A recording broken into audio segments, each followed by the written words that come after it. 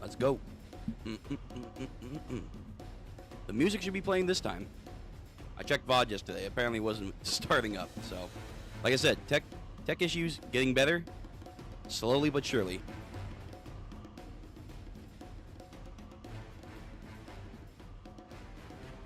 Turn it down just a wee bit.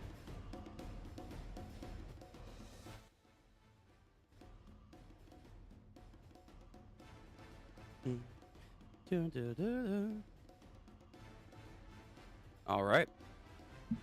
Welcome. Hello again, my Nakama. How are we on this nice Friday morning and or Saturday for some people?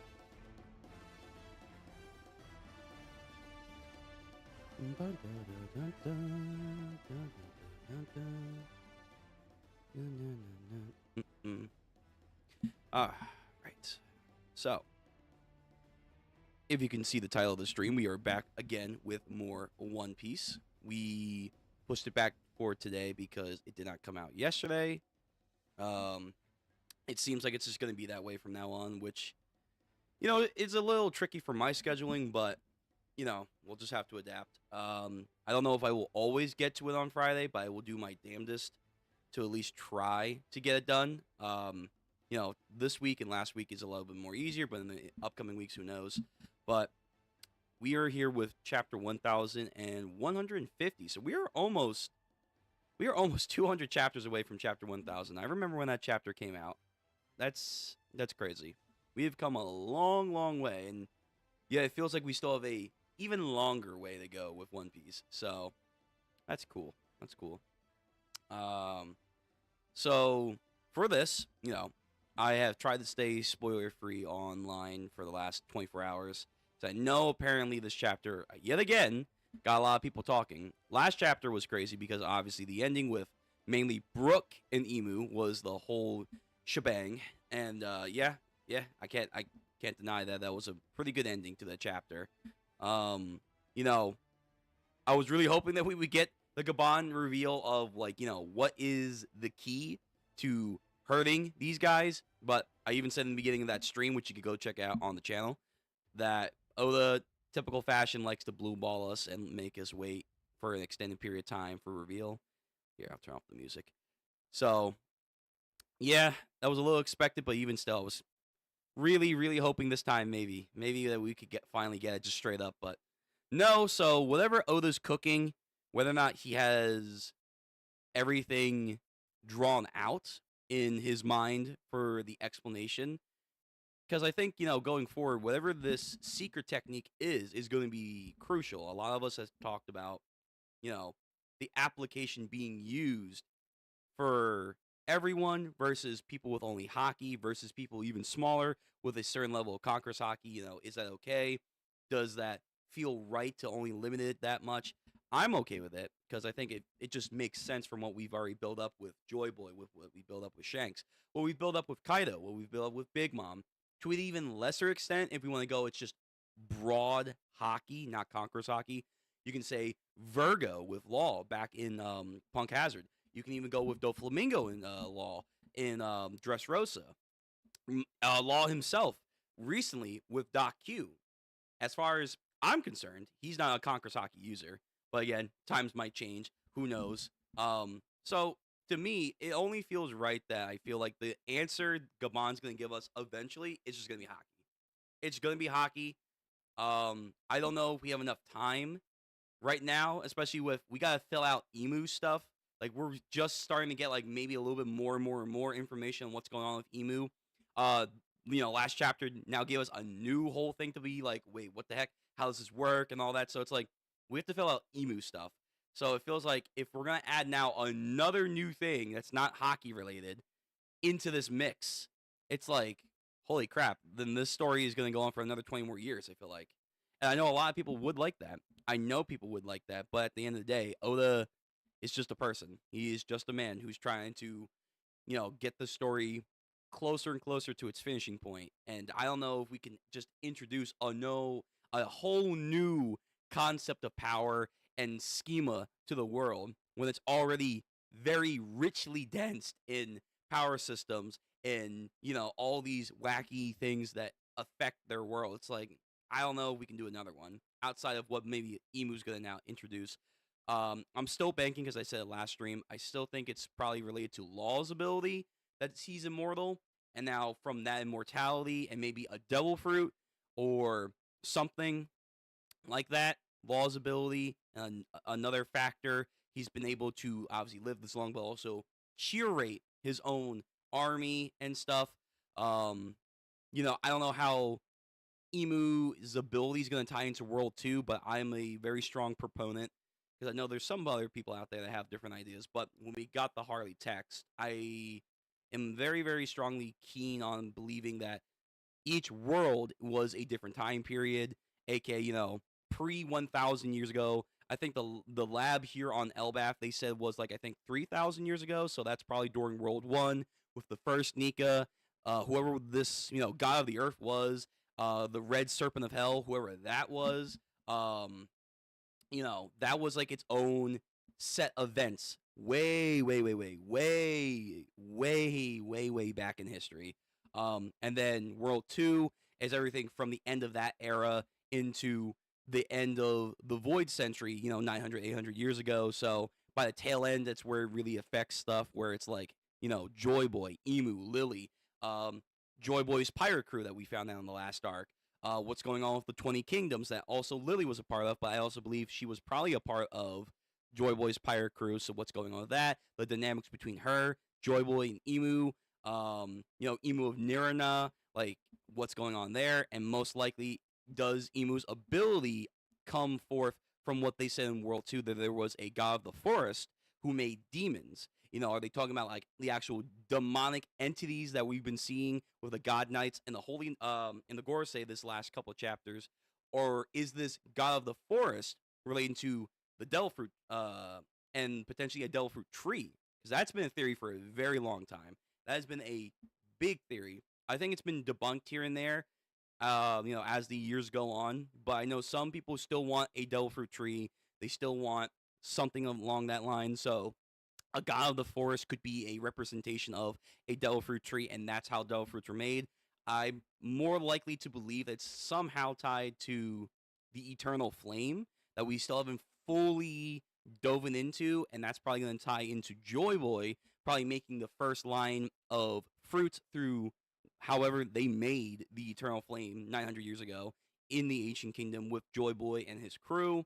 And then from there, that's how we got the Nika fruit. Now, how is that going to tie into World 1? I don't really know. To be honest, I think, we are definitely going to set up that World 2, the Void Century timeline, not timeline, but, chain of events, that's definitely going to get fleshed out. I think we should get an entire arc, flashback arc, with the Void Century. And I know that's going to ruffle people because they don't want to be separated from their main characters for too long. It's not just One Piece. It's a lot of series that have that issue where it's like, oh, main character's not on the screen. What am I going to do? My main character. No. It's like, but we have a cool arc. This is really important to the story. Yeah, but my main character's not on here for 2 seconds. It's like, okay. But regardless of how they might feel, because I'm already seeing it now on the timeline. Where's Luffy? No Luffy and Elbaf. This arc sucks. It's like, no, it doesn't. No, it doesn't. But when it comes to the Void Century flashback, that's going to get fleshed out. How much? We'll see. But I think we're going to get a pretty good amount of stuff in a Void Century flashback.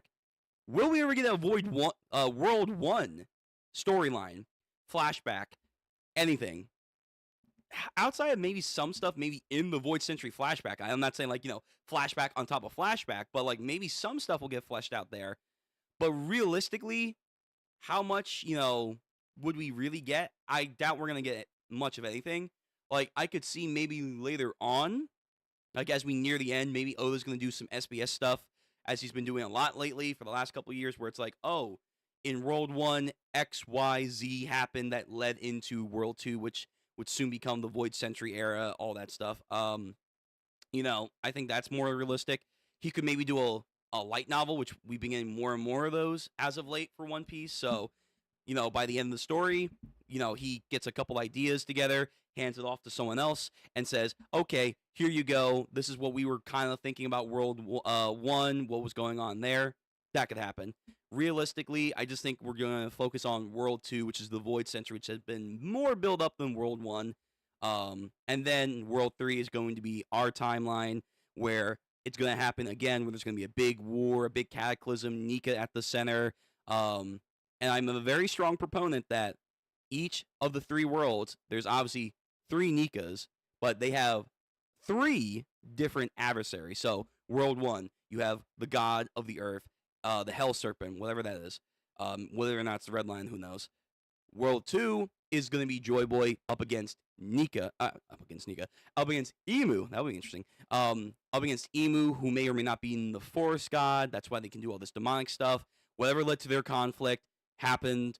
But then World 3, because I said it last stream, because of what happened, at the end where Emu talks about a maybe literal sea of flames is on the Holy Land. I'm a very strong proponent. Blackbeard. Kurarashi. Yes. He is going to take Emu's fruit.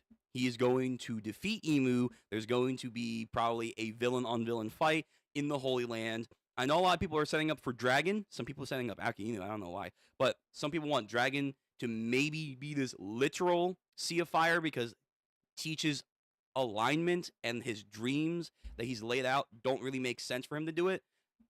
Again, it's Teach. He might just be in the spur of the moment where it's like, you know what?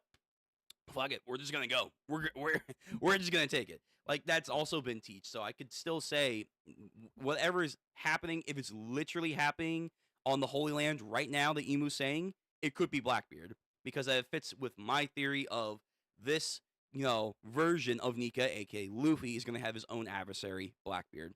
Because I like that. I like that more than just, we have to clean up Joy Boy's failure, if you would, of his enemy. No, because we set up Blackbeard for a long time to be an adversary for Luffy. I feel like that has more weight to it. And then you could still have Emu being fleshed out in a fight between Blackbeard and Emu. That would be really cool. We get a little bit of their flashback, and then once we eventually get the Void Century flashback, which I believe would be after, then you can get more of Emu completely fleshed out, or however much.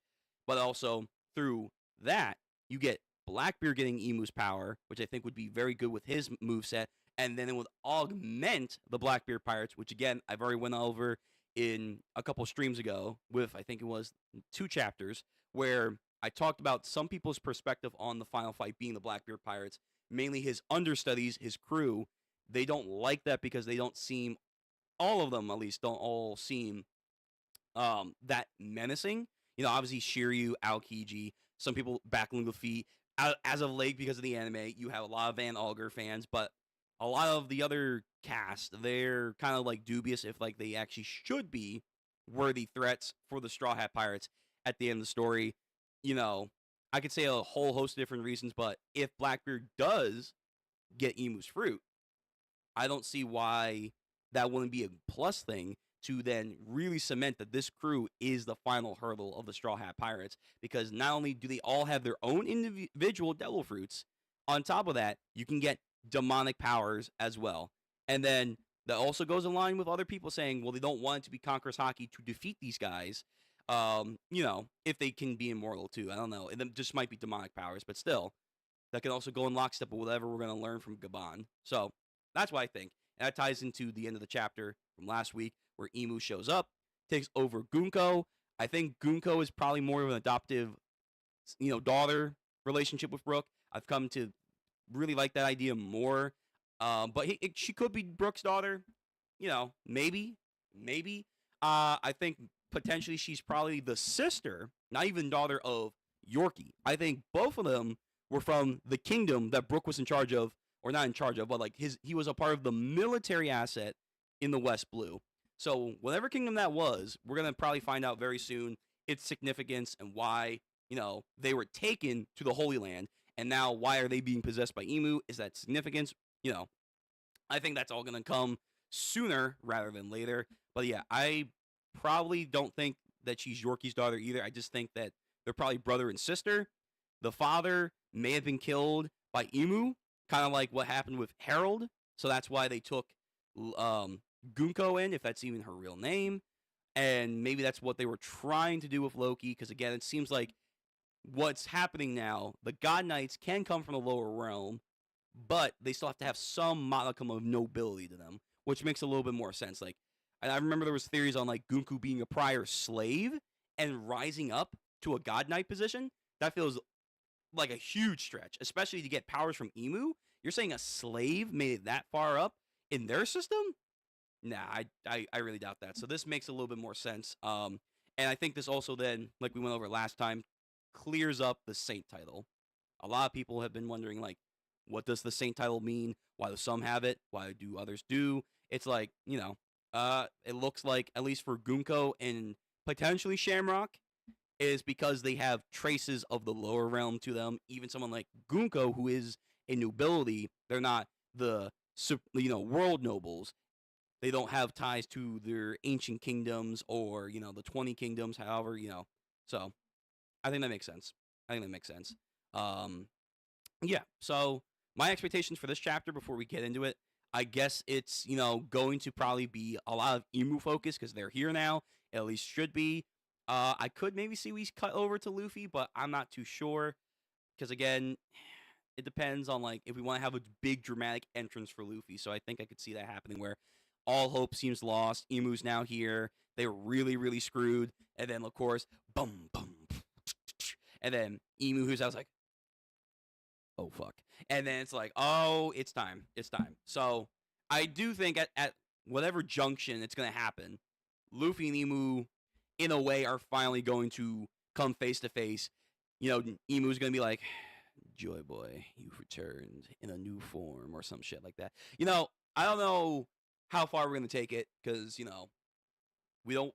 The hope is not to tread too much on Naruto's level when it comes to their interaction, but we'll see. We will see what happens with their interaction, which should happen this arc. Yeah. So mainly Emu stuff. Maybe I don't know. Maybe we get some Straw Hats doing some things, killing Graham. But again, I think the main focus should be Emu. Yeah. All right. That was a good ramble. So let's get into the chapter. Let me pull it up. So as always, we are using TCB scans. We will have a link in the chat, but is also going to be in the description down below. So let me see.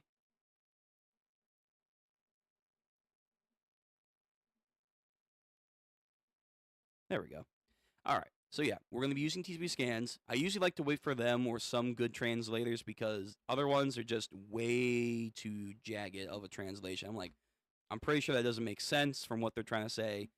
TCB scans has been going downhill as of late, unfortunately, with just when they are frequently, getting the chapters out or even just, not doing the chapters at all.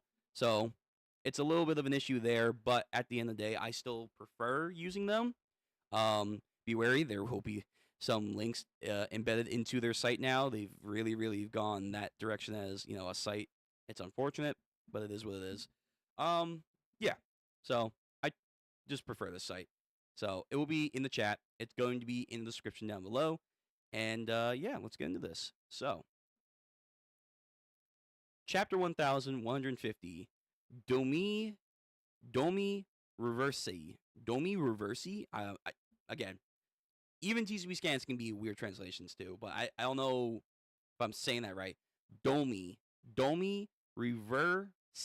Domi Reverse. I almost feel like I'm trying to say domain expansion in a weird way. I don't know why. So again, we're back with the cover story.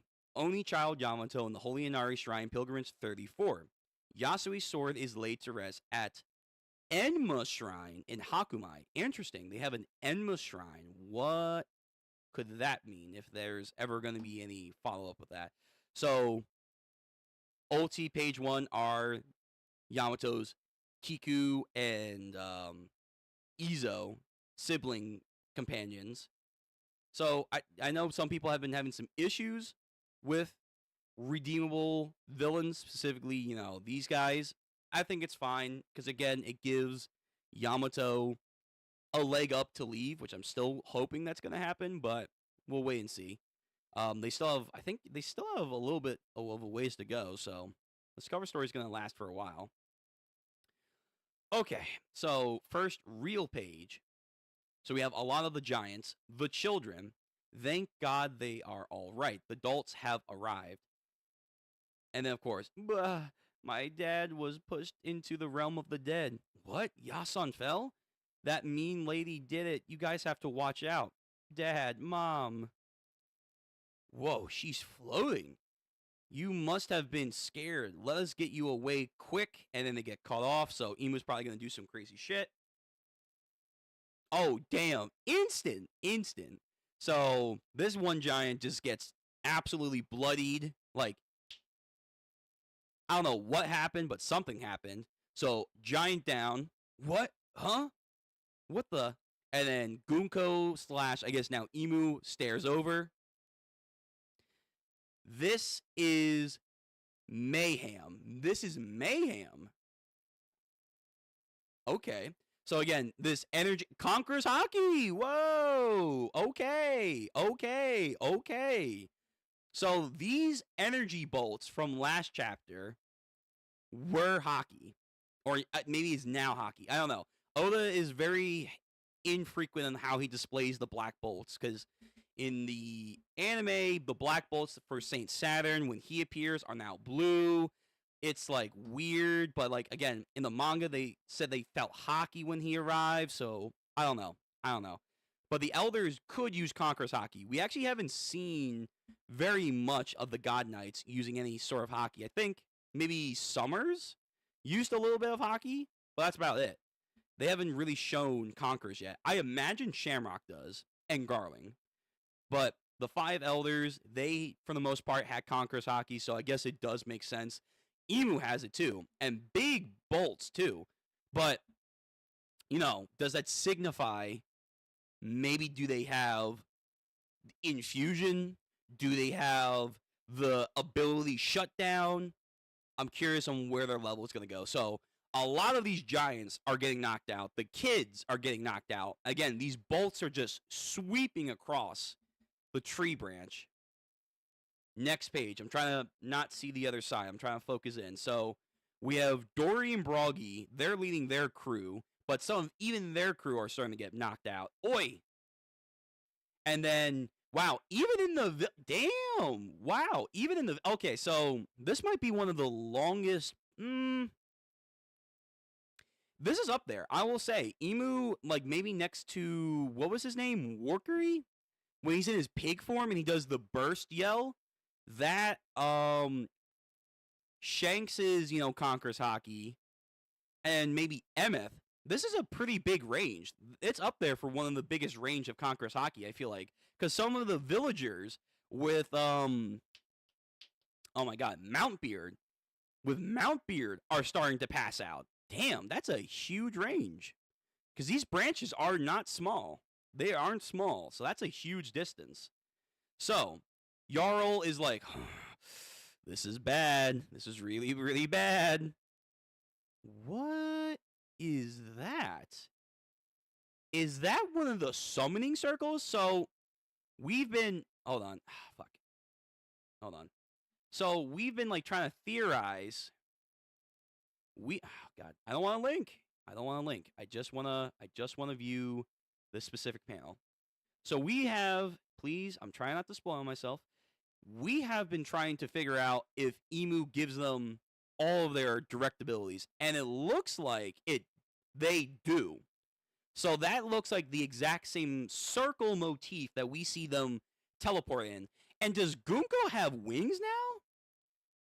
Because they said she was floating. But now all of a sudden she has wings. Like, she's a fucking demon lord. She looks like Ukiora. And is that a bident? Is that a bident or like the typical devil trident? What are they doing right now? So, oh, wait. Hold on. Yo, hold. Hold all of the horses. Yo, let me see if I can find the image. Oh, this might tie into Emu's power. Now, it could just be, there are theories that Emu can just have a whole host of abilities.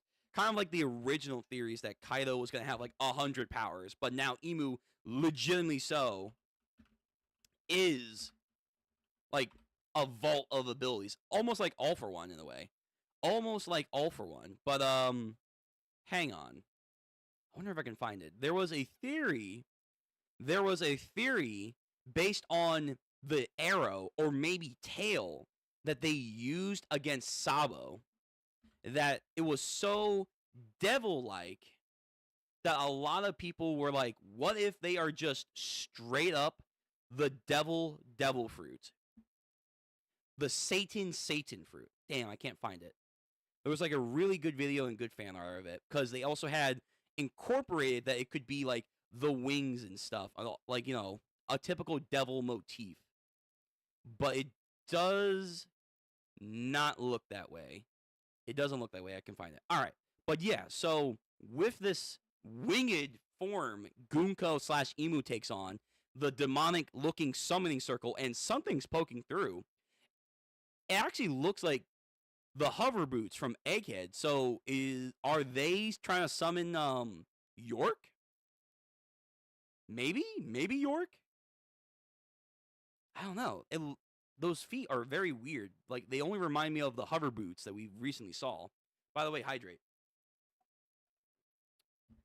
But yeah, so maybe they could be an actual devil fruit. That's their main motif. That they can just spawn in the hordes of the Nether, because that's their main ability. I don't know. All right, so let me look over at the other page. So we have, let me zoom out just a little bit.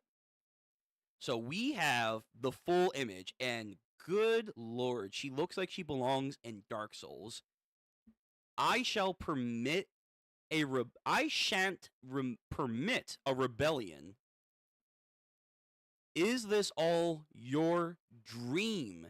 Demons amount to Quilgam. So she's talking down the shit. And by the way, now that we might know that she's legal, yo, Oda, damn, man. Good lord. Good heavens. But yeah, so their hair grows out. They have the tail. This is a very demonic devil motif. Like, if we just look up devil images. Yeah, just straight up Satan. It's just straight up Satan. I mean, good lord. So they might just have the devil fruit. Because I remember, if you go back to Water 7, I think his name was Kumadori. Kumadori makes a comment that, like, you know, when Chopper transformed into his monster form, he said something along the lines of, what? I couldn't believe this. There's actually a devil fruit that turns you into the devil itself.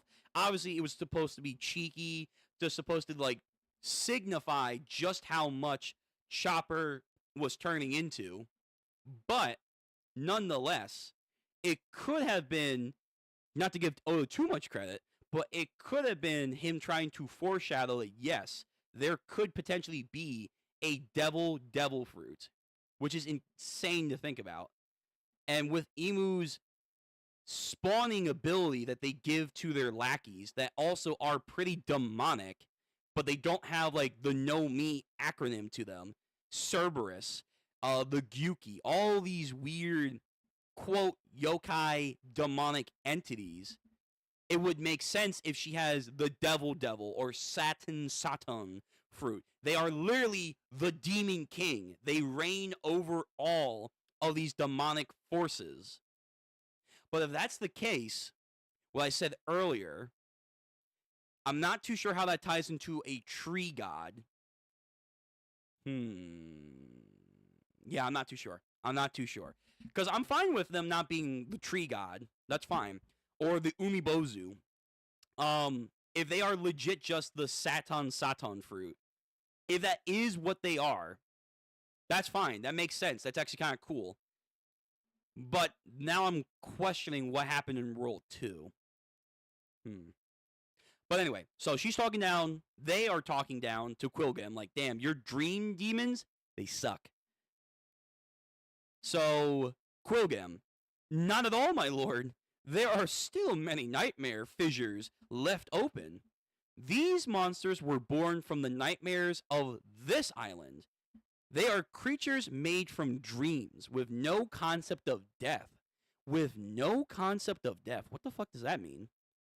With no concept of death. Are they just is he just referring to these entities specifically, or is he referring to this island? Like the children and people, because they're giants, they live a prolonged lifespan, so their concept of death is different. What does he mean by that? I might need to read the official. I can revive them at any time. I just need to give them the signal. Really? Damn, wait. Quilgam has a lot of assets with his ability. So, like, he makes, like, multiple of these nightmare entities from all these children's dreams. And, like, they can fight for a little while, too. But then he can just respawn them? There has to be a limit on his ability. Tongue twister. His ability seems far too versatile and long-lasting. There has to be a limit. Summers. Shepherd those urchins. Is that a wordplay? Because he is part of the Shepherd family. Yes, at once, my lord. So he pulled himself back together, literally. What? He's still alive. Remember, Gabon did say he was rusty. So Jinbei, the one in the sky, that woman from earlier, right? She's barely recognizable. Robin, where are Luffy and the others now? Good point. Yeah, your heavy hitters. You guys need them. Yo, a Yonko crew, remember. A lot of people saying a Yonko crew. All of them are assets. Yeah, but we know who are the bigger assets. Nami. Well, now that Luffy and Zoro and Sanji should be ... They're with Harujin and his crew. This is the worst time they could have chosen to go to the realm of the dead. Yeah, but they'll be here soon. Most likely. They're going to have their dramatic entrance. So Robin is trying to break free of the Briar. What are you doing, Robin? Jimmy responds. I just can't sit here and do nothing. It will be unbearable. Right. So she's willing to take the pain if she can go save the library. So Summers is once again doing that weird regeneration, almost phantom smoke-like reforming. It is imperative. It is imperative. I don't know what that means. It is imperative that we establish a suitable authority, one capable of striking a proper. What does that say? Ransom for those adolescents. Okay, so I guess Emu's like, yo, show them that we're in charge, and that if they want their kids back, they have to understand who we are. I imagine that's what I think they're trying to get across. Basically, strike fear in their hearts. It's just as you say, my lord. What do you do with a country that has no king? Damn you, Kaban. This is truly painful. So there's still a residual pain that he's feeling. He can regen, but there's pain there. Unlike with Saturn, I feel like, when he got Barrage back in Egghead. Blue Ogre Dory, Red Ogre Brogy, their names are known to Emu. I command thee to claim domain of this. I command thee to claim domain of this island. Henceforth, y'all. Yeah, I almost said y'all. Well, yeah, right. Henceforth, ye shall reign as kings of Elbaf. So, to establish their colony, they need a new figurehead that goes in line with their lockstep. And they think Dory and Brogy are going to just roll over. Okay. Yeah, right. So, Dory and Brogy are going to be like, oh, yeah, that's cool. Right. Got it. No. Yo, what you say? You want us to surrender over to you? Nah. I mean, they're going to die trying. But, you know, Dory and Brogy, they're definitely not going to yield to Emu. Blue Ogre and Red Ogre. I command thee to claim dominion of this island. Henceforth, ye shall reign as kings. It feels like Dark Sidious like trying to make Anakin, but this time Anakin's not a fucking mentally touchable man. He's like, no, what are you talking about? I'm not becoming your apprentice. Fuck off. You are one of those God Knights, aren't you? Damn. Forcefully grabs? Damn. Emu, what the fuck? You let Broggy grab you like that? Damn, what the I mean, I assume there's a play, but still, like, choking them out like a chicken right now. Hey, you. All this chaos is your fault. Dory and the rest of you guys, go ahead and run. You got it, Captain. Just be careful, Broggy. Nah, Broggy's gonna get folded. Broggy, listen, there are a lot of theories on if Emu can fight too. I mean, the fact that they're here, now using Gunko, fair, but still, the fact that they're here is probably a acclimate that, yes, they can spawn when they want and fight.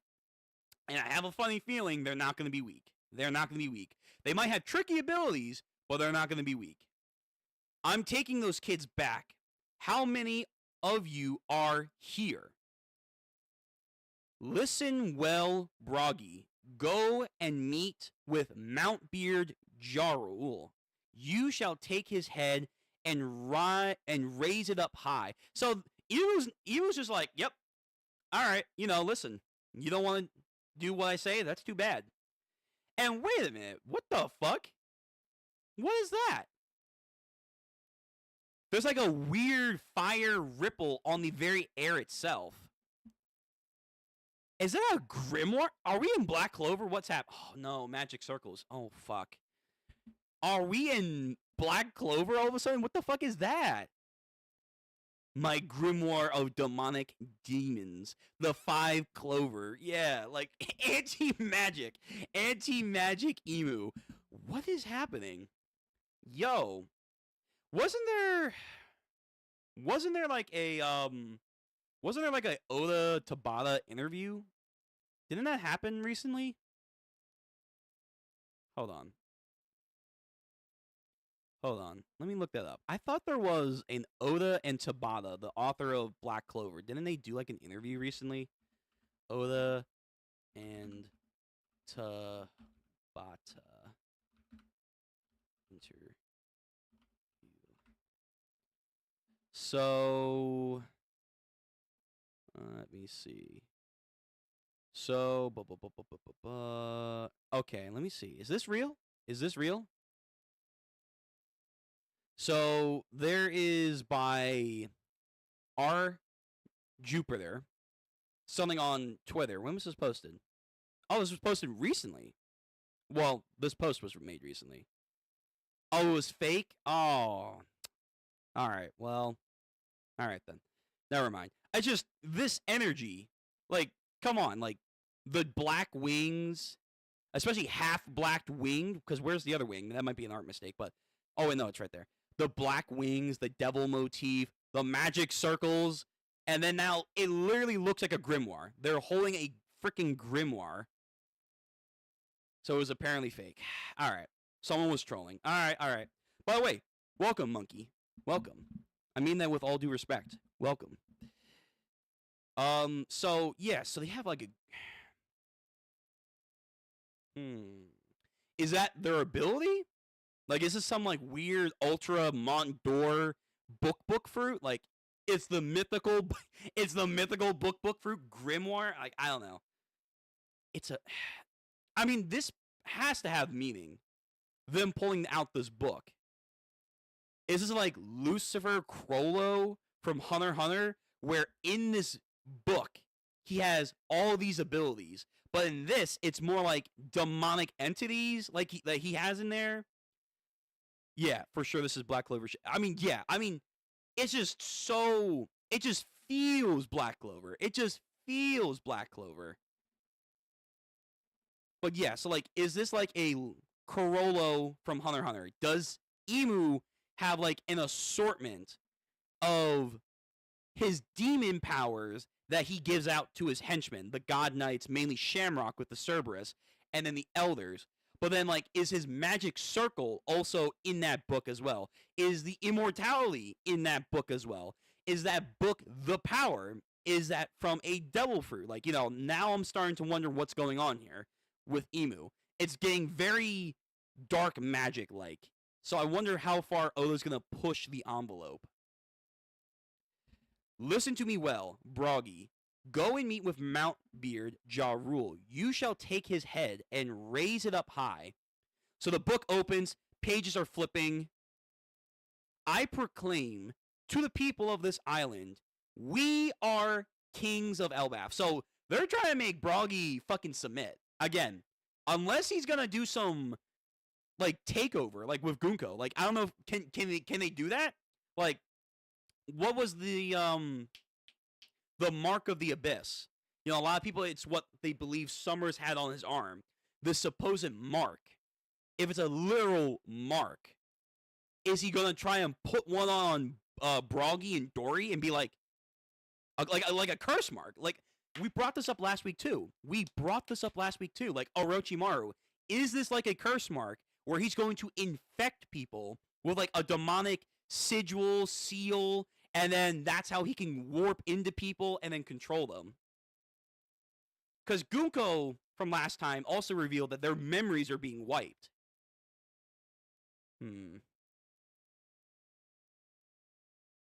Could make sense. Yeah, I know. It's okay. All right. Let me continue reading. Then we can discuss after. Then we can discuss. But yeah, so they really want to have this land because, yeah, the Giants are a military force that could be utilized, especially, like, if they have Loki. If they have Loki and Loki's their God Knight representative, and let's say whatever Loki's power is, because we haven't seen it, but, like, just him alone, injured, was already crazy enough. Whatever his devil fruit power is probably really, really important to Emu, somehow, some way. But then, let's say he did submit, and Emu gives him more abilities, like, hey, you want to turn into the real Jormungandr? You want to turn into a real Fenrir? You want to turn into a Nidhogg? Like, you want to become a real demonic entity? Yo, I got you. Do you want to teleport too? Like, imagine Loki submitted with all of his abilities that we haven't even seen, and Emu gives them a power-up. Like, bro, okay, well, now we're really fucked. And then they gain Elbaf. That's never going to happen, but still, it is an interesting idea that Emu is really pushing, I need these giants, which does give credence to them as a military force, but, I have wavering things to say about the Giants still. But them as a military force and their long history, because remember, in this arc, we did find out the Giants, and before even them, the ancient Giants supposedly ruled the New World, which I'm like, damn, yo, what happened? What happened? What the fuck happened? Okay, so their book opens up, and, like, black mass energy comes pouring out. So again, very grimoire. Broggy, that's crazy talk. This is our homeland. You don't get to call the shots around here. What? They just pulled out a gun? Wait, you did all that shit for a gun, Emu? Oh, shit. This gun better be, like, a fucking, like, nuke. Like, it's like, oh, yeah, a death cannon. Bang. Something from Halo. Because it just looks like a black, fancy gun. Oh, and a dagger? You did all that for a dagger and a gun? Oh, I thought this was going to be some cool shit. What the fuck was that? So they grip their dagger. The gun is huge. Okay, I just realized that. The gun is, like, fucking huge. It's more like a cannon than a gun. She actually stabs his hand, but to be fair, I don't know if that does anything. Ugh. And then the cannon gun thing, it's very ornate. But again, you did all that just for a gun. Like, come on now. It would be intolerable to leave this matter unsettled. Yo, Broggy. It's so weird. You're doing all this, and it just feels so insignificant. But, like, Broggy, it shouldn't hurt you, I imagine. I imagine. Let's go, Broggy. Let's go. Show me what you got. What the fuck? Okay, wait. Oh, hold on. Wait. I might have to shut the fuck up. I might have to shut the fuck up for 2 seconds. Wait a minute now. Wait a minute. Hold on. Hold on. What the fuck just happened? What the hell is this gun? Are you serious? I mean, the Giants are all over the place when it comes through their stuff, but still, this big, like, it looks like, honestly, it looks like a gun the Giants would wield. Like, this is their pistol. But, like, they're wielding it. It's so weird. I don't know what about this is throwing me off, but, like, I don't know. But the gun just eviscerates his arm. It's just gone. He's like Nekomamushi now. He's just missing an arm. Holy shit. All right, Brogy, maybe you don't got this. I mean, he shouldn't. He shouldn't because it's Emu. He shouldn't. But at the end of the day, I don't know, like a gun, just a big-ass gun, cannon, and a dagger. That's it? That's it? That's how, like, you, like, fumble? Like, really? Really? Now accept my my ungodly power. Bro, it's a fucking pistol. Yeah, you destroy his hand. I will admit, it's a powerful gun. It's like a fucking big-ass cannon. But wait a minute, ungodly? That's a bit of a stretch. It's just an overgrown shotgun. The power of guns in One Piece. Yeah, right. Finally. The power of guns. Fuck swords, fuck spears, hockey. Nah, guns. Finally. Oda is tapping into his inner American. He's tapping into his inner USA. Red, white, and blue. The shotgun damage. Yeah, dude, this shotgun is I mean, it's not a shotgun, though. I mean, maybe? I don't know. You know what? Fuck it. I don't know what the fuck this is, but it did way more damage than I was expecting. Way more damage. Like, holy shit. But okay, Broggy, I don't know. Focus up if you can. Next page. What the? The captain's arm! Ah, yeah, that would suck. That would suck. What? Chief, are you alright? Does he look alright? He became Senor Crocodile. It can't be. The chief is tough as nails. I won't forgive that woman. Oh, Emu's doing another weird magic circle shit. What? Okay, their powers are all over the place. What the fuck's happening? So, when they summon the book, there's no magic circle from what it appears, but there is that fire that Jay comes down with the magic circles, but there is no circle for the book. It just kind of like appears out of air. But now they're doing the circle again, like a weird. I don't know. This is their abilities are throwing me off. They're really throwing me off right now. Thou shalt cast aside thy lifespan? No. Can we not do that? Thou shalt cast aside thy lifespan, like their big mom. Are they going to take their soul for a body unyielding to death? They're going to make them immortal? So they can do that. Whoa. I mean, yeah, but still, whoa. So I think I'm right. They're going to activate a curse mark on Dorian Broggy. But with this weird magic circle, like, it's not like the other magic circles. Because the other magic circles, when you go back and look at them, hold on, let me pull it up. One Piece, quote, magic circles, I should say. Magic circles. Yeah, it's black. It's always black. It's pitch black. In the anime, yeah, right now they're doing like a purple-black kind of thing, but yeah, it's the typical magic circle Full Metal Alchemist shit.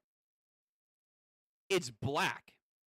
Even Gunko's, when they first touch down, is black. But then here, it's like clear as crystal. It's like the very air itself is becoming a magic circle. So this circle probably has different properties than the teleportation circle. Yeah, probably.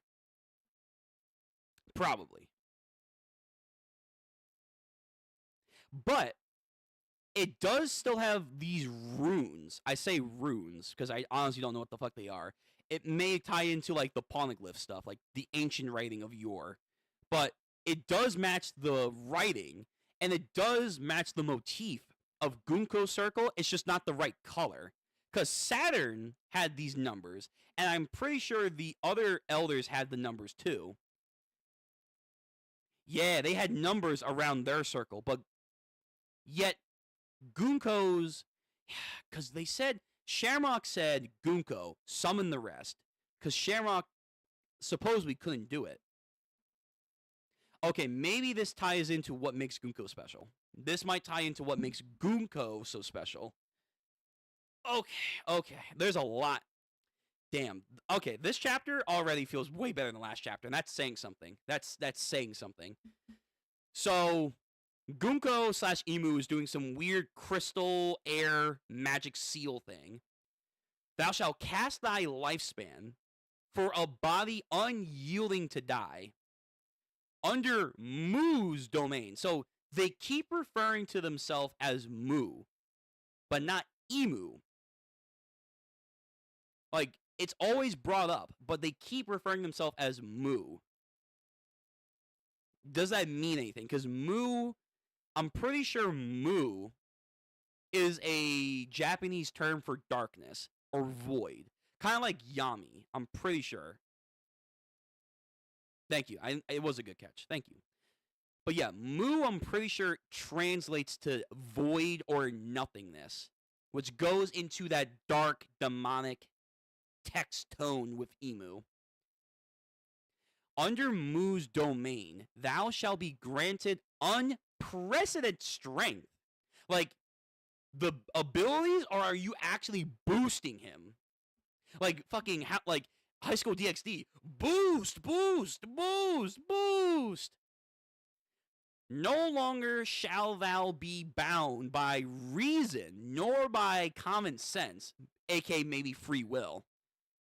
Becoming a demon is truly the pinnacle of existence. Then why the fuck do you call yourselves gods? You guys call yourself gods, but yet you're the real demons, which has been a tone or like a whole theme with the D's being the enemy of God. But yo, they're more demonic than any kind of holy than thou. What is this? How do you even pronounce that? A Koreal Domic contract. So he, oh fuck, no, Broggy, yo, get out of there. I mean, I don't think he can, but no, he's putting a curse mark on him. Oh fuck.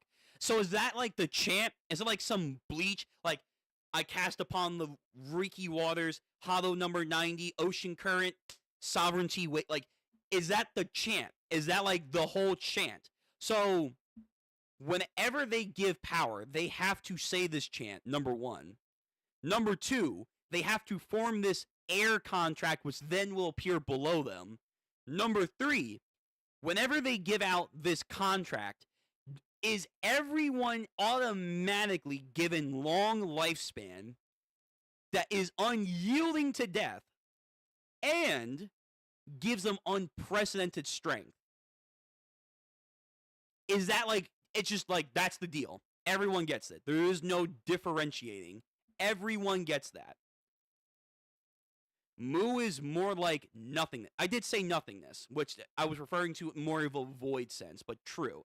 Fair enough. It is technically more nothingness. It refers to nothingness. It is the same kanji as Muda. Yeah. Muda. Yes, Dio. Yes. Speaking of which, my soundboard works, baby. It works. I just gotta get a better recording of it, but yes. Okay. Nothingness, void. Yami is more darkness, which goes in line with Blackbeard, which again,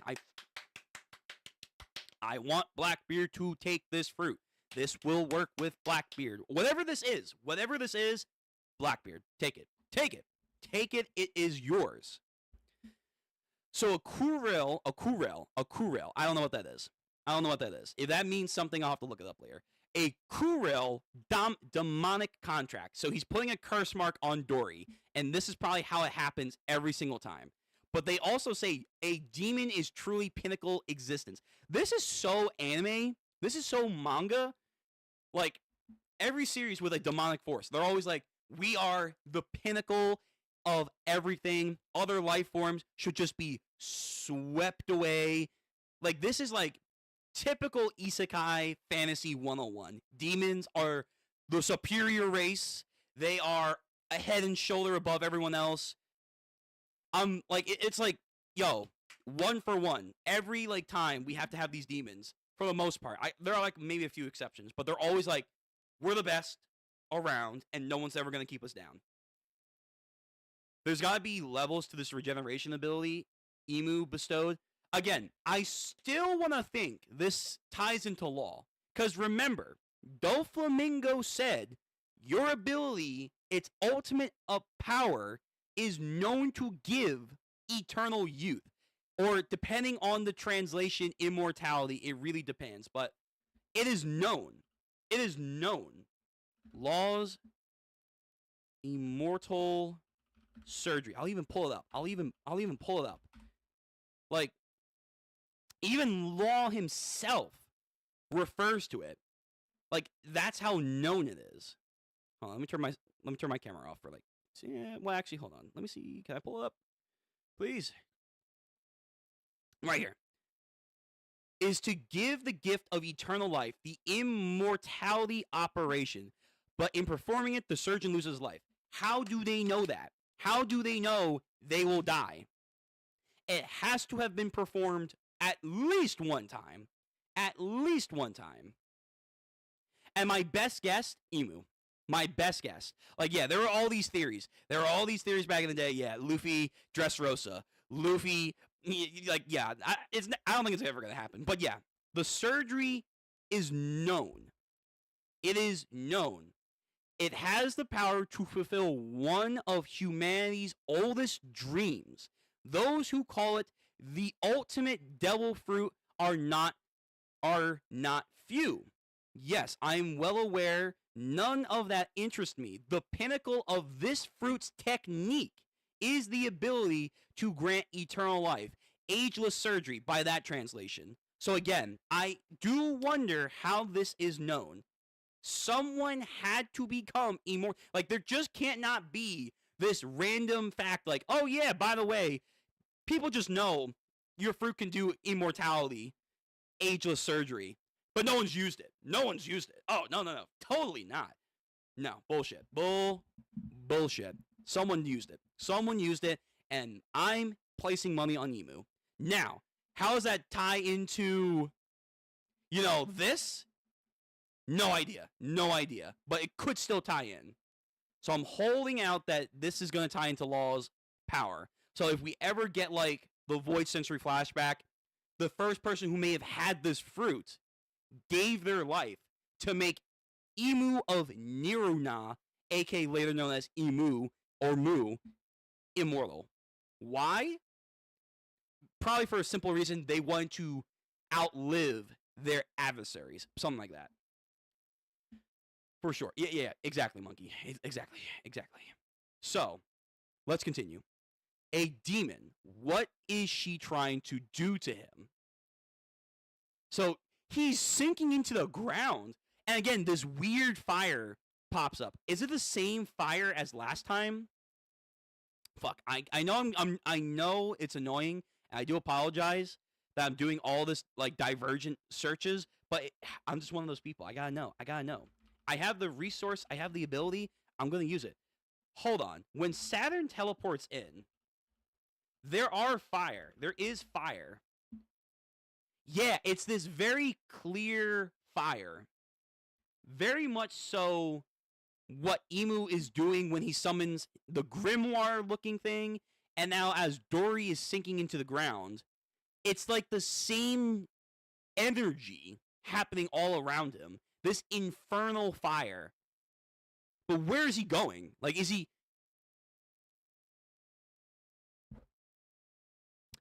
Brooke did say the netherworld exists. Is this a way of tapping into the netherworld? Oh god, there's so many theories. Fuck. Ugh, I'm sinking. And then Emu does like a weird hand flip.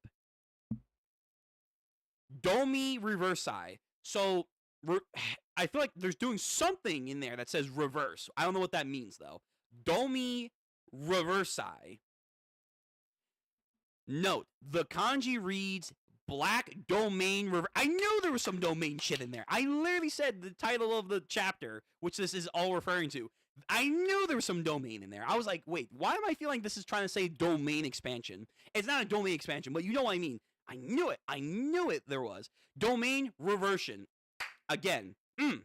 I knew it, but still. Fuck. Okay. So he's going into the demonic circle thing. I don't know. Then he flips his hand. They flip their hand. Domi reversi, which is that like some dark tongue, you know, demonic speech, ancient language of yore that's now lost? Is this like something from the family of Nirina? Do they know how? Again, very much like Black Clover. Like that one guy in the Black Bulls. He comes from a family of like demon worshippers. Was that like the Nirina's thing? Like they just worship demons? But Emu's like, nah, me. I want to become a real demon. Dude, this screams Tabata. Oh my god. Black domain reversion. So Dory is like sinking in, but then at the same time, the circle like pops out. It's now no longer flat. It's like encompassing him. And he's like, whoa, huh, boss. And like his other half is just completely blackened, silhouetted. Like almost like Venom. Almost like Venom. Like an Ichor is taking over Broggy. And then he goes upside down. His legs are now sticking out. And now I guess he's standing up. This is weird. This power is very weird, whatever this is. He stands up. Oh, fuck. He's got demonic sharp teeth, and his eyes are set of glow. Yo, Kashi, get out there. Kashi, that's not your captain anymore. Holy shit. And his arm, is it regenerating? It might be regenerating. If not, it's like this weird ghost-like appendage. Like, because he got injured before he became demonic by this contract, he's now forever stuck that way. Forever out of time. Oh, this goes in the Cole's theory. Oh, shit. Whoa. He really turned into a demon. Did he get bigger, too? I feel like he got bigger. Because he was already a big giant. But no, like, he's, like, way bigger. He's way bigger. Hold on. Let me see. Let me go back. Like, when he's charging in. Yeah. No, he did get bigger. He got huge. He's more like Loki now. He's more like Loki and Oars. He got super huge. And he has black wings. His horn, like his helmet horn, I don't know if it's fake now anymore, but like his helmet horn are black and the horns are curled up. Very demonic like. Okay. And his axe too. His axe changed. Before, it was like, you know, his traditional axe head. Now it's a double-sided, elongated, black, very draconic axe head. Oh, shit. All right, Emu, whatever your power is, it's menacing. Very menacing. He got even big. Right there. I just had to read that. He got even bigger. What happened to you, Captain Broggy? Yo, guys, get ready. Get ready to feel the pain. The pain's coming. His face is really scary. Give us our chief back. Chief Broggy would never turn against his comrades. I don't think right now he can listen to you. Okay. Can Gabon, doing whatever he can do, can Gabon, like, slap it out of him? Can he, like, basically, it's like he's performing an exorcism. With all this demonic shit, whatever this ability is, it's like performing an exorcism. You shall not pass. You are not worthy to set on these grounds. Be gone, demon. It's like, it's basically like an exorcism.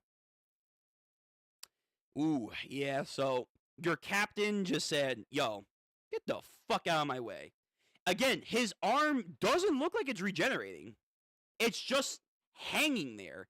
It reminds me of these guys from Pirates of the Caribbean. Pirates of the Caribbean. Blah, blah, blah, blah. What were they? Like, they were like these ghost cursed people. Not from the movie one. It was like the last movie. Yeah, here we go. Like, their whole thing was like they were trapped in like a dark Nexus cave. And they became like these ghost entities. But like, body parts were missing. So it was like this weird floating mass that they were left to rot in. But again, they couldn't die. That's what this is giving me. Yeah. Not like movie one, but yeah, like these weird, like, again, like time has just stopped for them. So again, it feels like Cole might be right. Whatever Moo's nether demonic powers, there could be an element of ageless time is being fixed onto them. Chapter 1150, does the manga draw 20 hours a day? Well, the idea that a lot of people aren't aware of is that for Shonen Jump, particularly, at least I know this, they will work ahead. A lot of mangaka do work at their own pace. They will work certain chapters in on their off days, but for, I believe, at least for Oda, it has been like said before, like, you know, for his work schedule, he like does, I think, 5 chapters ahead. So like the first out of those 5 chapters will be like shown in like 5, maybe 6 weeks. So then that way they have stockpile, because Oda, you know, for emergencies, but also he likes his breaks. When he does go on breaks, he's already has these chapters accumulated, you know, as like stuff to like be pushed out. That way when he wants to go on his break, he can enjoy that break, and then all that stuff, you know, can happen. That's the main idea. So there are more chapters than this right here that are currently either finished or already being worked on behind the scenes. That's the main idea. But yeah, he does have a lot of chapters. That is for sure. For sure. And we're still not done. We're still not done. So let's see. A warrior's pride, and they just get absolutely smited. Yeah, ba ba ba ba. I feel like I can do anything. This is all so exhilarating. Whoa, he took our boss, Dory. Damn, Dory got off screen. What the fuck? Hey, yo. Yeah. Let's go kill Ja Rule, you bastards. Hold on, what are you saying, Chief Dory? You can't take something like that back. We gotta stop them no matter what. And rescue the kids. Yeah, I don't know about that. These guys are towering over you. Again, they became like something like oars. Please, Chiefs, don't do this.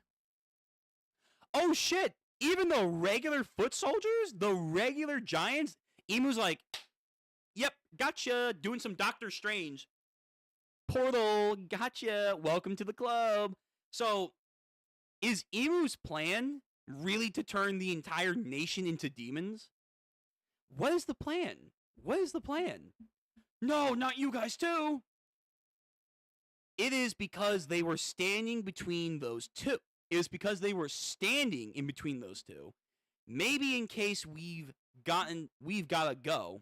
Yeah. Okay.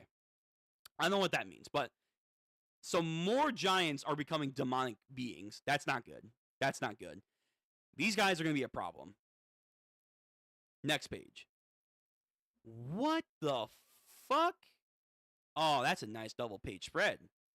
Whoa. Oh my god, fucking links. No, I don't want links. Yo, that's a nice double page spread. So you have the nightmare entities that Quilgam said like he could just reform at any time, which again, I feel like there has to be a limit. There should be a limit.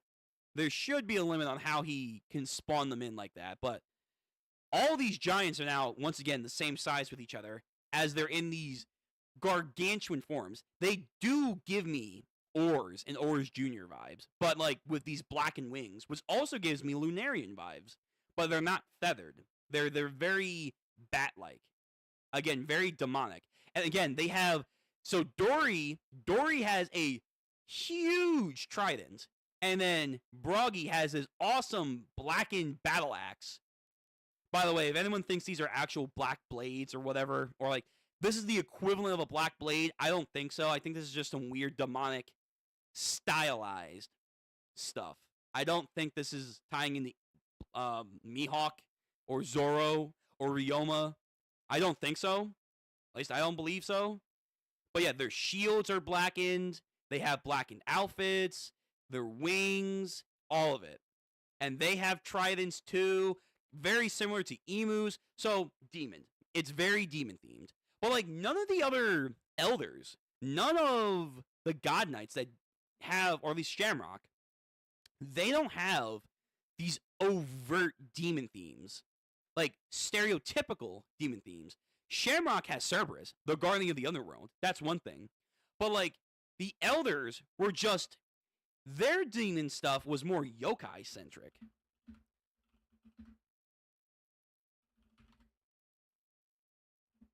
Their stuff was hold on. Please. Please. Seriously? How is that not the first stuff? Like it's becoming very clear now, like, these weren't fruit powers. They are a part of whatever Emu has in store in maybe that book. But yeah, these guys had the robes. They had yokai forms. But these guys don't have that. They are just demons. Plain and simple. And their eyes are glowing. I don't know what that means either. Same thing, I think, with these guys, too.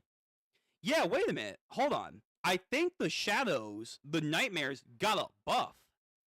Like, they're even more powerful, because now they're glowing. Okay, wow. Emu got abilities on stack.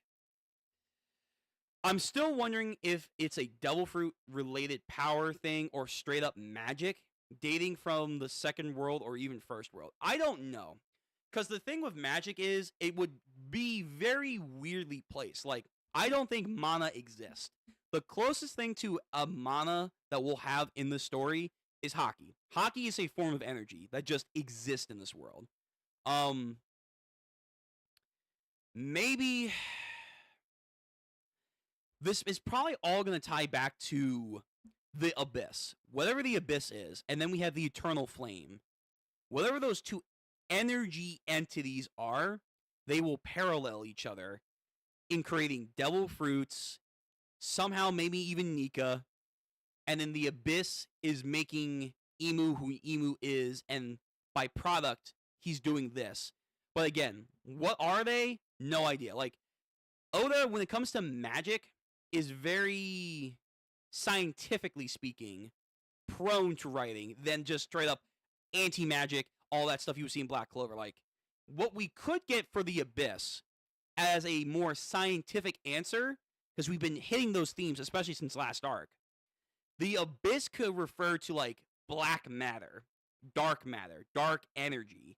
So, where Joy Boy made the Eternal Flame, which is said to be even better than the Mother Flame, which was created through a proton, or not a proton, but a fusion generator, which is what we're trying to build in real life. That's a real scientific thing. It's better than a fusion generator.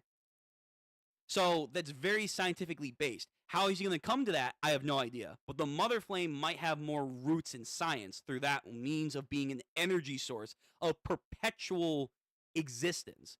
Now, for the Abyss, it could be an energy source, but instead of traditional energy, it's black matter. It's black energy. And they just call it darkness. They call it black magic. Because remember, Kinemon also called devil fruits for a time magic. He called them magic. So I don't think magic actually exists. It's just a catchphrase to signify the unknown, which goes into that old saying, magic is just science that has yet to be explained, which I think Oda uses in spade in how he writes mysterious elements into his world. That's what I believe. But could magic exist? Maybe. Like, is it like a lost art that Emu, because he's so old, knows? Maybe. Maybe. So we need Mary Joyce on panel next chapter. That'll be cool. That'll be cool. Oh wait, you know what? Before I read any more comments, keep commenting, but that's fine. I have to finish this chapter. We're not done yet. Jesus Christ. This is the true power of Elbaf. It is not without merit. I mean, it's Elbaf, but you just gave them roids. You gave them dark roids. Prepare for battle. So Emu and Gunko's body. This nation shall not be laid to waste. No, it will be ruled. So Emu, again, really wants this nation. Why specifically outside of foot soldiers? There probably is a purpose. Maybe tying into Joy Boy and what happened during the Void Century. So Quilgam kind of looks a little dour. Summer's like, shit. All right, boss. Let us bear witness to how they serve in the crucible of war. Interesting. Lord Ja Rule, you must run away. Chief Dory and Broggy are acting strange. Run away? No. Warriors do not know the meaning of the word run. Yo, Usopp, where are you, man? Like, I feel like Usopp should be here hearing these words. Like, standing on business. But he's not, man. This is pissing me off. What the fuck? These are lessons that I feel Usopp should be ingraining himself. But, like, he's just tied up.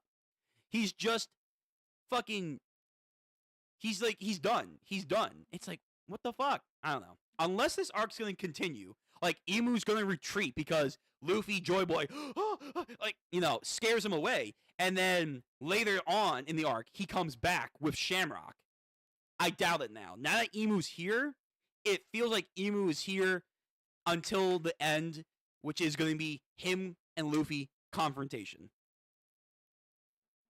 That's what I think. So, I don't know. Usopp in this arc is going to be weird. If it continues. Like, I know a lot of people, someone in particular, wants this to be a 4-year arc. 3-year arc. 2-year arc.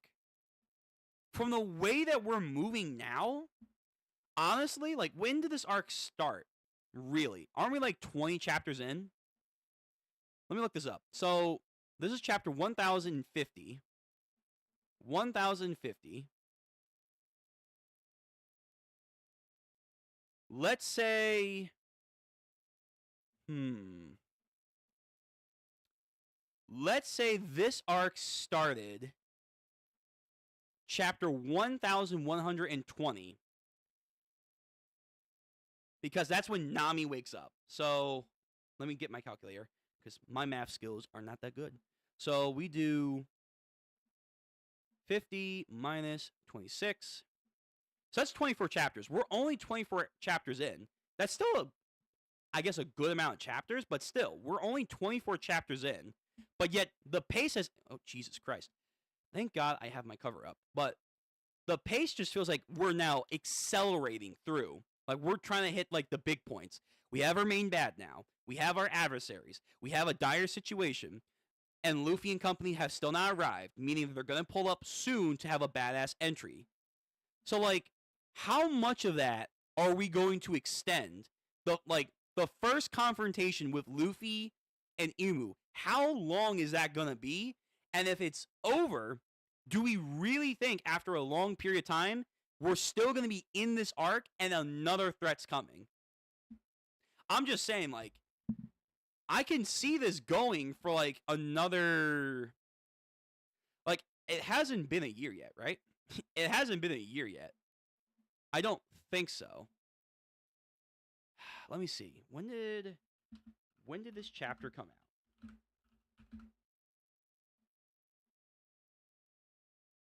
That came out 8 months ago. So it hasn't even been a year. It hasn't even been a year since this chapter has come out. My music. So maybe we can do 1 whole year left of content. That's a year and 8 months. So just shy of 2 years. But really, even then, I feel like we're pushing it because we just got so much content. Like, the only things outside of fighting that can extend this arc is Luffy and Gabon train. I've been saying this. Chopper, he's recognizing this. And I agree that Gabon should give them information about the immortality. We haven't gone to the Heaven Realm yet, so we don't know what's up there. That is fair. That could be a whole thing. But probably it's just going to be a poneglyph. Most likely. It's going to be a poneglyph. Something to tell us about the ancient history. Verbatim. But outside of Gabon training and information dump that way, the only thing outside of fighting that I can see this arc being extended is that other people come in here to talk to Luffy. So Vivi, which we got in the beginning of this arc. Sabo, aka the Rev, because he wanted to talk to Luffy and Vivi. That's going to happen sooner rather than later. But it may not necessarily be this arc, but it could be. Marco, because remember, what did Marco and old Stussy said? Miss Buckin. They want to go find Vegapunk. Well, they have a Vivi card, probably. And it's probably going to take them either to the Holy Land or Elbath. We still have to find out their bounties. Remember, they released their bounties just before Elbath, and they were reading the newspaper. I'm pretty sure it's in chapter 1027. Jesus Christ, these ads are diabolic.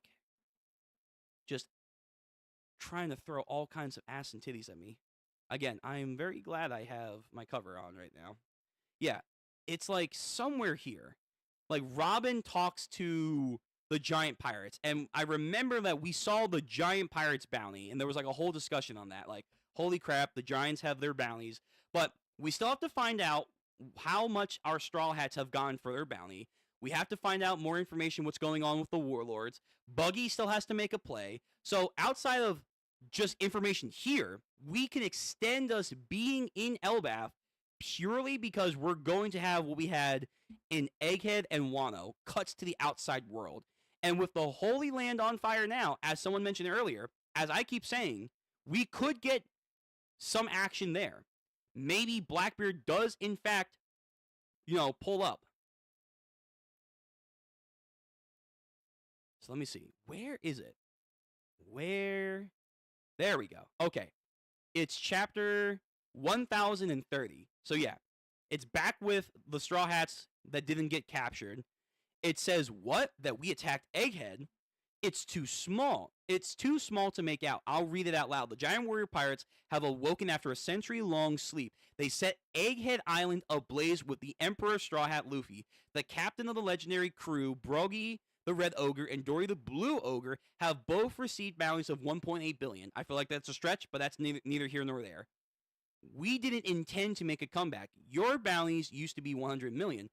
Prices would have changed in great deal since then.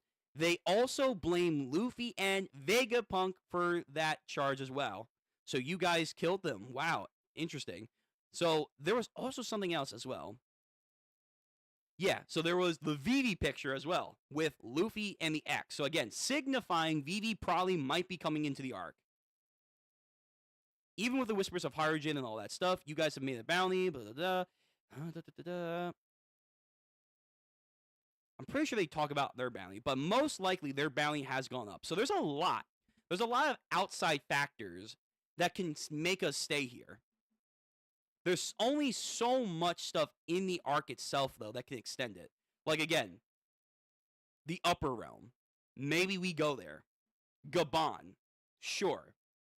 Do we really think there's going to be more fighting after this? Do we really think, like, Emu is just the start, and then Shamrock's coming back now? I don't think that anymore. I really don't. What we have here is what we will get, and that is it. That is it. But then, like we started out this entire discussion, where does that leave Usopp? So let me see. Let me see what chat's saying. We need Marijo's in the next chapter. Yeah, I would like that. I would like that. But I don't know. Like, I could see, like, Luffy and Emu start their fighting, and then Emu and them are going to, at least it appears that they're going to have a long tussle. But then, like, Blackbeard or whoever is on the Holy Land, I want it to be Blackbeard, but whoever's on the Holy Land forces Emu to be like, shit, I gotta go back. All right, God Knights, let's go. And then just leaves. That could be it. That legit could be it. Saving Luffy to either fight him later or Blackbeard. Again, Team Blackbeard. So I want that. I don't know if it will be the next chapter, though. I like the Corollo ability theory. Yeah, because again, Oda would not show us this book appearing for nothing. This book, this grimoire, has significance.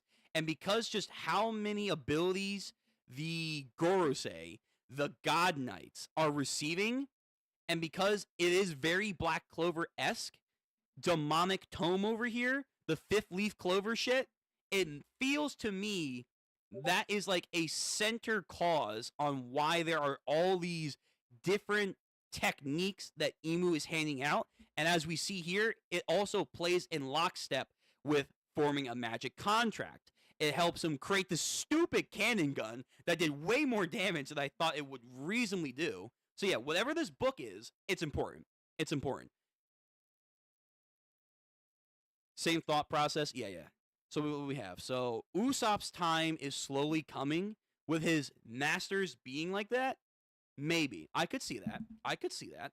So like Usopp gets free. Let's say Luffy, whoever, they free him.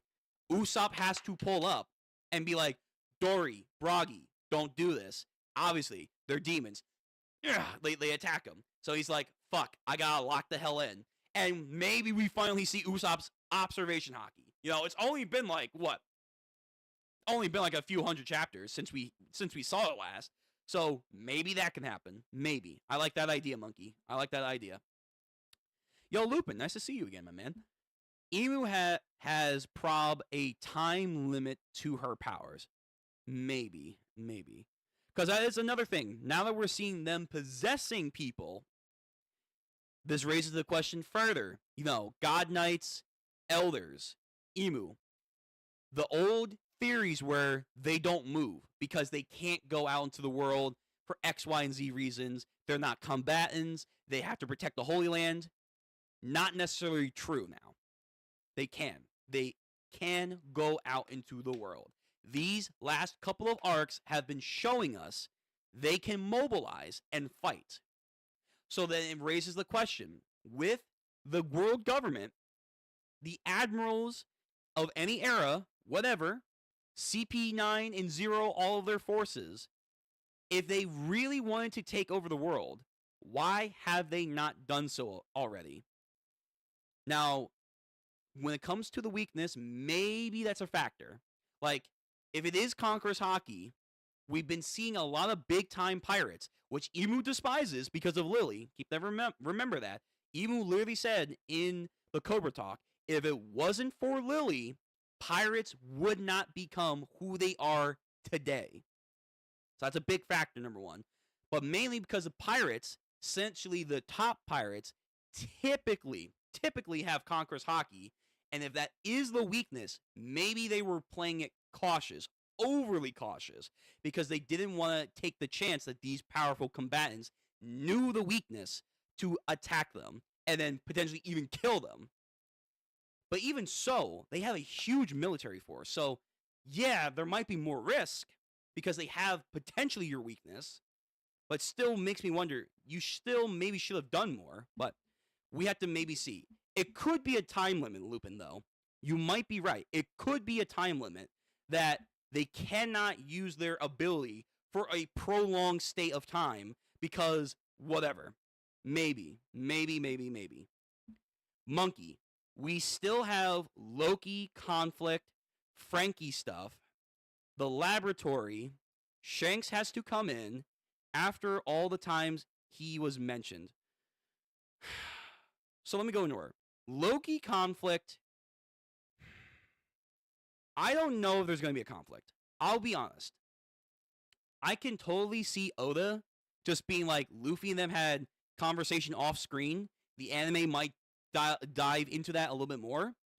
But Loki is begrudgingly on our side because X, Y, and Z reasons.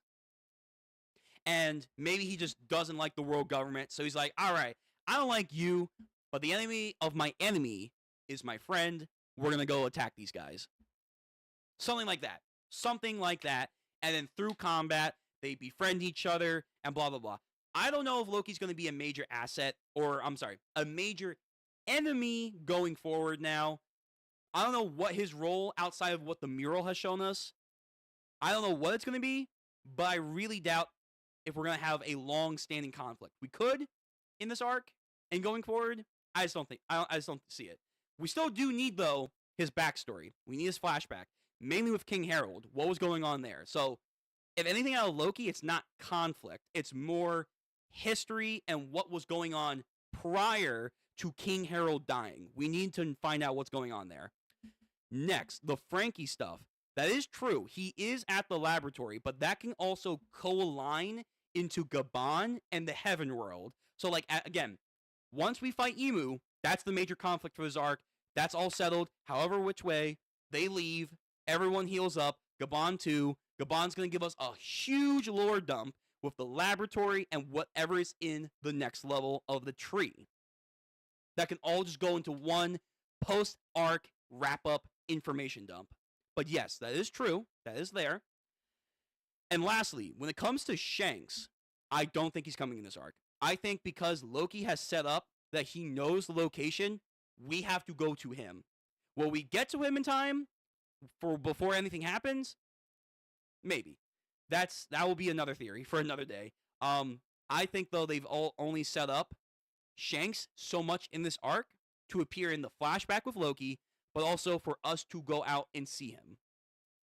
I think that's going to be it. I don't think he's coming here. I think we will go to him, and that's going to be the next journey. And I'm hoping the next arc, which hopefully should involve Shanks, finding Shanks. If we do meet him, it's going to be Lodestar. You guys remember Lodestar, right? You remember Lodestar? Yeah, that place? Yeah, Lodestar. I think Lodestar is probably where Shanks is at. And once we get there, we can then set up, like, okay, where's the last poneglyph? Where is the roadway to finding Laugh-Tale? How do you use the road poneglyphs to find it? All that stuff. And that can all be settled on Lodestar. We should go there at least once, because there is information there. They said as much. So that's why I believe the next arc will be, or the next part of the adventure to get to Shanks, which should involve Lodestar. That's what I think. So, to essentially answer your entire question, Loki conflict, maybe. Doubt it, though. We still need his backstory. Frankie and laboratory stuff, that could be Gabon post-arc wrap-up lore dump. Shanks coming in this arc, I don't see that happening. I think we're going to go to him. Lupin again. What are the chances that Emu was a woman? I'll say this. I am a pro Emu, ugly, entity, male, whatever. But even I have to admit, have to yield, there is a higher, not confirmed, a higher chance Emu is a woman. It is what it is. So before I was like 10% or less. Let's go 60%. There's a 60% chance they are a woman. I'm still leaving 40% left to be like, they could be something else. They could be still a Black Mass. That's it. Like Father from Full Metal Alchemist. Like the dwarf in the flask type shit. But they had a family, so I doubt that. But like what they are now. Hold on. Dwarf in flask. Yeah. Yes, sir. Yes, sir. Hold on. Yep. So, yo, give me a good image. No, Google. Google, you really do suck sometimes. But yeah, dwarf in the flask. Whatever they once were, maybe they were a female at one point, but now they are just a dwarf in the flask. That's all they are, and that's all they will ever be because of this demonic ritual and blase blase. but they could have been a woman. I will give everyone that credence. They probably might have been a woman. It's a higher chance, but I'm still going with ugly bastard. But also, I do support the idea that they could literally just be darkness, void, and that's it. Which goes in lockstep with their name. Monkey again. Yeah, Vivi stuff, and I feel like Luffy needs a connection to the whole Nika and Joy Boy story. And again, that could be Gabon. Gabon tells a huge chunk of lore information. But then again, we won't get the Void Century flashback until, let's say, Shanks.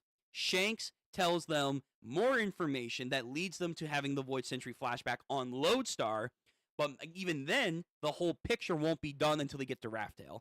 I think most likely the Void Century stuff to make them care about what was going on, because that's essentially at the end of the day, the Straw Hats, mainly Luffy, need to care about the overarching world problem, which is Emu and tying back to the Ancient Kingdom and that conflict.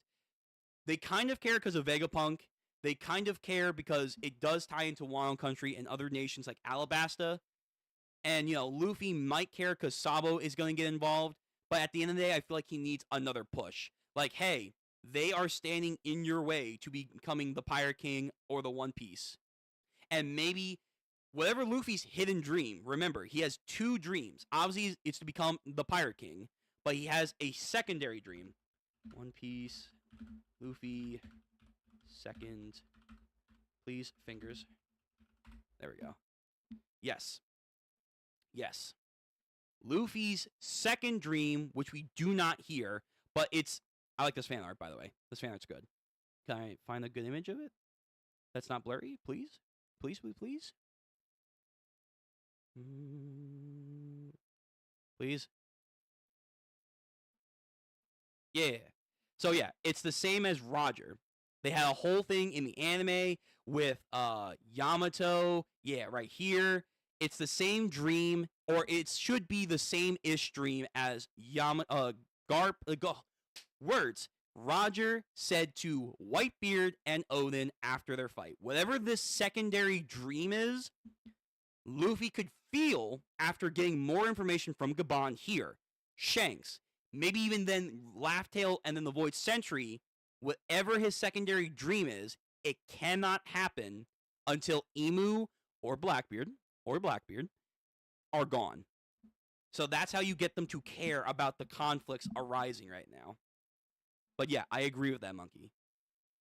If Emu's a woman, I'm cool with that. Yeah, it's just... Okay.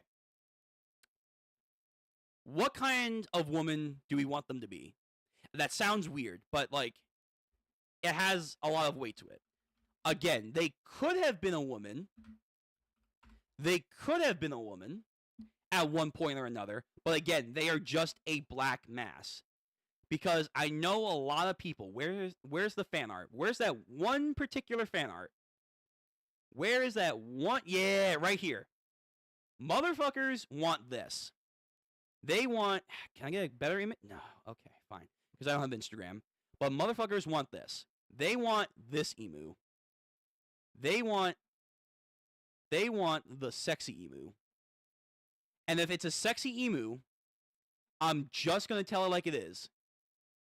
I don't think Oda's going to have Luffy fight her. Now, you might be saying that's a little offensive, but it's the truth. And why do I believe this? I genuinely think ever since having daughters, Oda has changed his mindset on women who are villains and Luffy fighting them. It's one thing back in the day when Luffy punched Vivi. It's another thing for Luffy to fight this villain and then defeat them, not kill them straight up, because that is something Luffy doesn't do, but I just don't see it. I don't see it, especially if this is what they turn out to look like. But again, they could be just a black entity, and that's it. So they may have been female at one point, but this is it. That's all you get, and that's how close of a female you're going to get. But really, if they are the unconventional attractiveness, the fucking transponder snail theory, or they are, in fact, a male, then it's a higher probability that Oda will have Luffy fight them. I'm sorry, that might come off as offensive. I just don't see it happening. I just don't see it happening. I don't think Luffy will fight this. This right here, yeah. This, probably not. This, sure. This, no. I'm sorry. It's just how I see things. And I'm not the only one that agrees with this. I'm not the only one. And that's why, again, if you want it to be a female, that's fine. But maybe a Mr. Zero comes in and takes their ability and becomes the real final villain. We can compromise. We can compromise. Are you in episode 1150? Not episode, but chapter. Yes. I just finished my reaction to Daigen to 1150 of One Piece. Yes. What do you think Loki's dope fruit is? Honestly, I don't know. I don't know. At first, I thought it's a Zoan. But then everyone kept talking about his eyes. I'm like, okay, that's true. His eyes are weird. But then we've gotten flashbacks where his eyes are still covered and his dad's alive. Remember, his dad and the family of royalty of Elbaf have said to have kept this fruit. Whatever it is, they have a way to keep it in Elbaf for the royal family. Somehow, some way, which again, that can also be another thing to explain later on. They can keep that fruit here for the royal family. His dad was alive, but his eyes were still like that. So it's probably nothing to do with his eyes. It probably has nothing to do with an ocular devil fruit. So it's probably no eye power. So now we go back to Zoan. All right, if it's a Zoan, what kind of Zoan could it be? I mean, it could be some Nordic stuff. It could be a real Jormungandr, Fenrir, and Nidhogg. Something along those lines. Surtur, maybe. But we kind of already got that now with the nightmares that Quilgam has made. So I feel it would be, a little too repetitive to have it being something that's already been mentioned in this arc. So I honestly don't know. I'm believing it could be a Zoan, particularly a mythical, seeing how they've gotten so much love. Could it be a Paramecia? Yeah, I just don't think it's anything to do with the eyes. I don't think so. Honestly, I just think Loki's blind. What he said he could see them. Loki's a mystery right now. Loki and his whole shtick is weird, but I don't think it has to do anything with eyesight inherently. Maybe a Zoan ability gives him eyesight in an untraditional way, but I don't know. The simple answer, Monkey, to your question for Loki's fruit is I don't know. I think it could be a Zoan, but I could be wrong. It could be a Paramecia, but again, it have to be something really weird. It have to be like this is like a crazy ability. And I just don't see it being a Logia. I don't think it's going to be a Logia, unfortunately. I don't see that. Lupin again. The Admirals have already fallen out of grace. The Saints completely overpower them.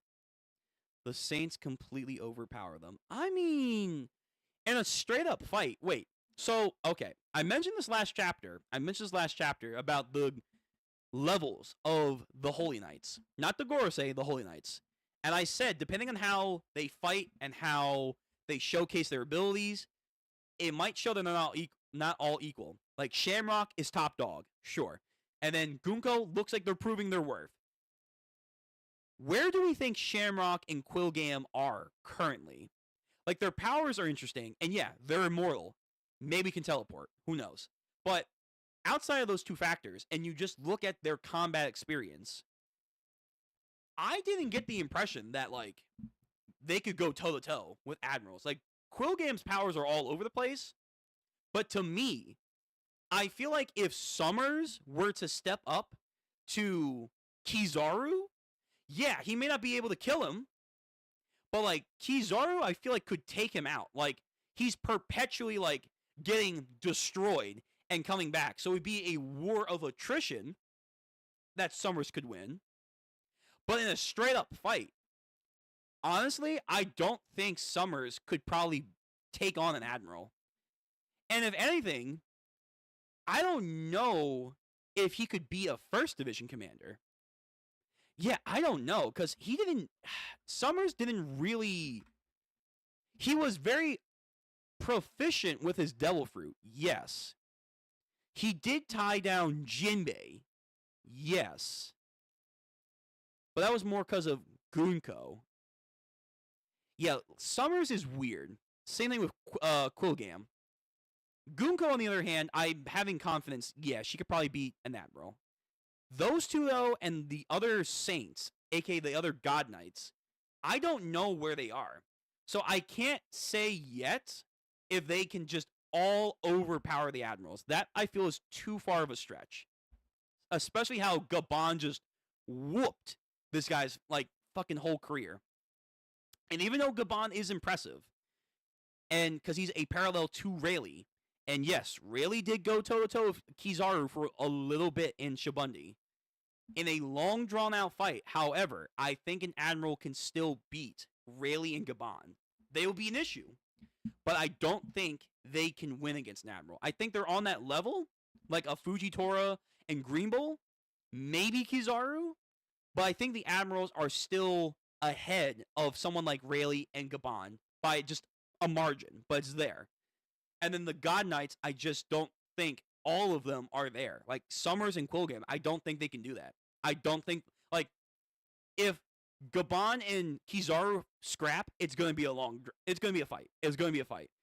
If you ignore the immortality stuff, if Summers goes up against Kizaru, I don't know. I think Kizaru has him. I really do.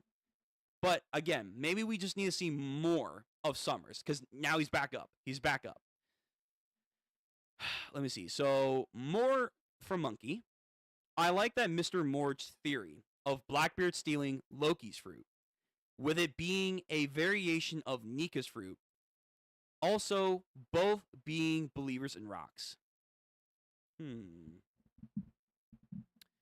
But that would kill Loki. And I don't know, like, Loki liked rocks. Would he be willing to die for Blackbeard's cause? Because he is the second coming of rocks. That's like a whole nother scenario. I don't know if Loki's willing to do that. And I just feel like Loki and Luffy are having this weird bonding session. So, maybe. But, nah. I don't see it. I think if Blackbeard's going to take anything, it's Emu. I've been saying this, and I'm putting all my cards on that. I think Blackbeard will take Emu stuff. If Emu's like that, I'm rooting for her all the way. Again, you do you. You do you. If that's what gets your guys going, sure. But, like, again, I just don't think that's going to happen. Or if it does, Luffy's not going to fight her. Blackbeard's going to take her out. Lupin again. Isn't it crazy that after people created the meme of the silhouette no me, in the end up being the ultimate devil fruit? Yeah, I mean, the silhouette fruit could exist. It could exist. But what Emu is showcasing, it's probably going to be something demonic, not silhouette. But yes. And then finally, Lupin once more. I don't see the Admirals come back as main cast of the story. I don't see them coming back as main cast of the story. I mean, as threats that are active against the Straw Hats, not necessarily, but sure. The main overarching threat is going to be the God Knights and the Elders and Emu.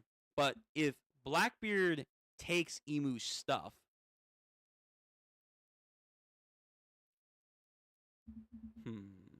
I don't know. That, I will say, it is a very interesting conundrum. Fujitora should revolt at some point. But Kizaru and Green Bull and Aki Inu, they're going to come into blows with at least the Rev. Maybe some pirates that are siding with Luffy and all that stuff at the final war. But actively, like, if we're going to get, like, an Egghead Island scenario again, whatever it is, like, oh, Akainu touches down, and he's on the same island with the Straw Hats, and it's not the final war. Is that going to happen? Probably not. Probably not. So I will agree with you there. But they will have some role to play in the fighting. So that's what I believe, at least. Okay. I think I'm going to end it there. Good stream. Good discussions.